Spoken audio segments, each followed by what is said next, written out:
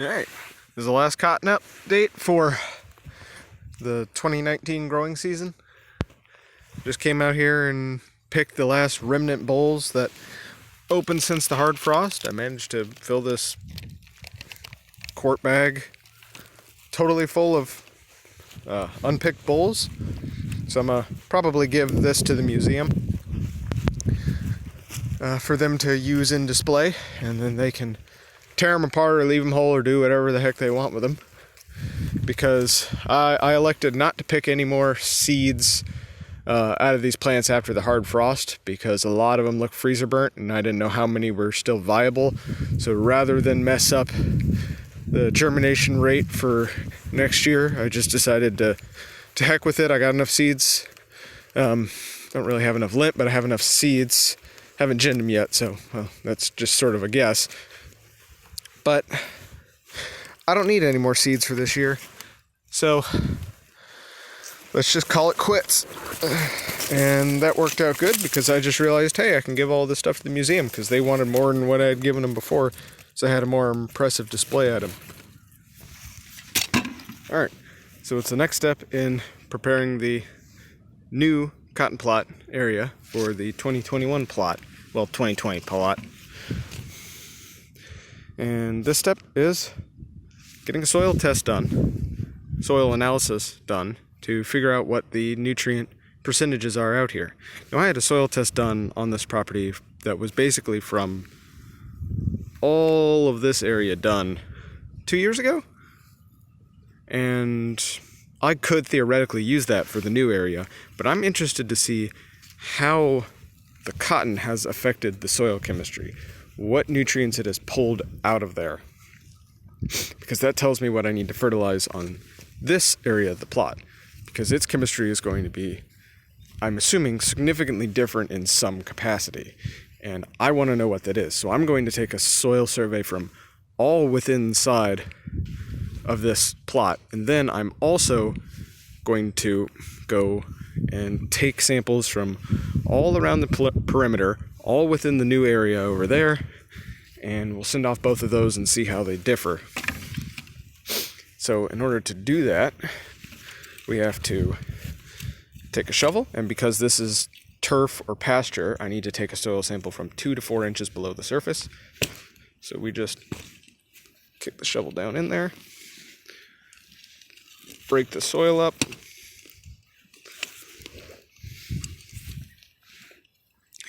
we go in there at about 2 to 4 inches, scrape off some soil, pull that up, and that's one hole. And we go around, we do that for at least 10, and we dump all of those scoops into there, we mix it all up, and then we put that to the fill line in the baggie, label it, and fill out a form that says what we want recommendations for, and ship that off to the lab. And I'll do that all around this plot, and then I'll come back and do it in there, because this was fertilized there in the middle, and I don't want to accidentally contaminate this soil with that. I would rather this be slightly more dilute than this be slightly more concentrated. So let's get to digging.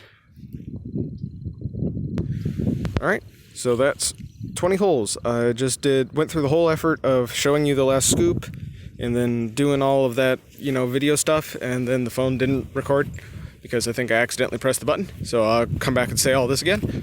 So I went and dug 20 holes, 6 from this outer perimeter of the cotton plot, and 14 over here, 3 in the center.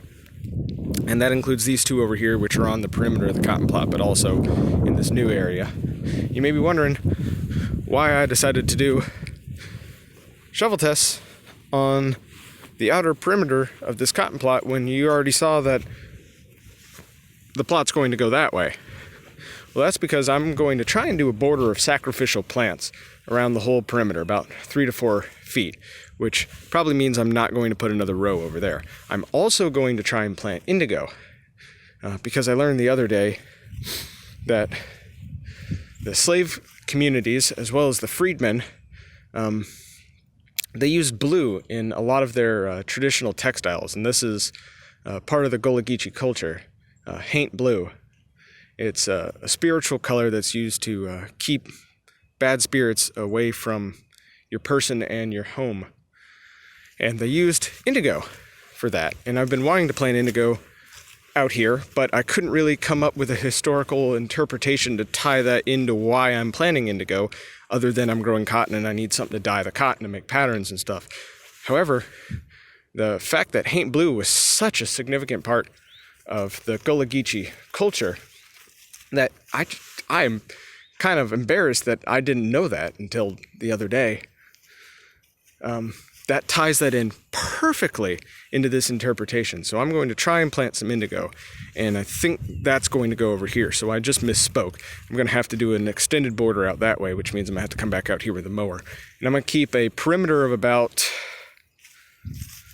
3 to 4 feet. I'm going to plant that heavily in wildflowers, and that's to suppress the hay weeds and give me a clearly defined internal border that I can weed, which keeps stuff from spreading, especially this centipede grass. That may have an internal strip up there, which means that I may have to push that up a little bit more. I may have to decrease the amount of cotton and up the amount of indigo.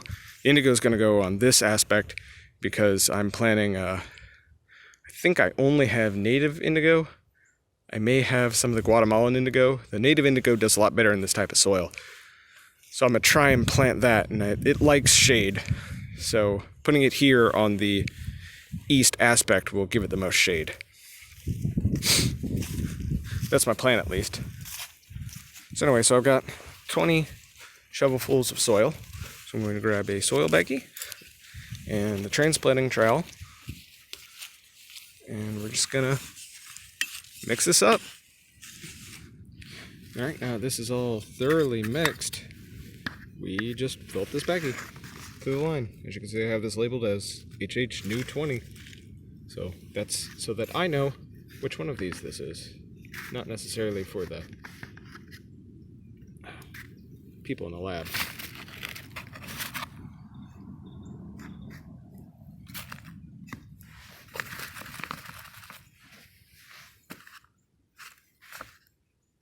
Alright, that should be good. Now time to work on the old field. Shit. Anyway, so that's how many? 15 holes I dug with the transplanting trowel, so they're only 2 inches wide.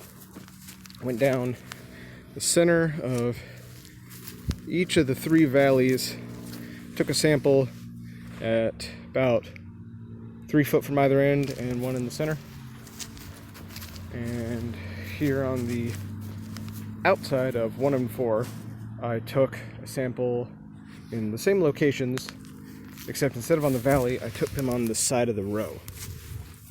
And the reason why I only took soil samples from the rows themselves on 1 and 4 is because 1 and 4 were not macronutrient fertilized.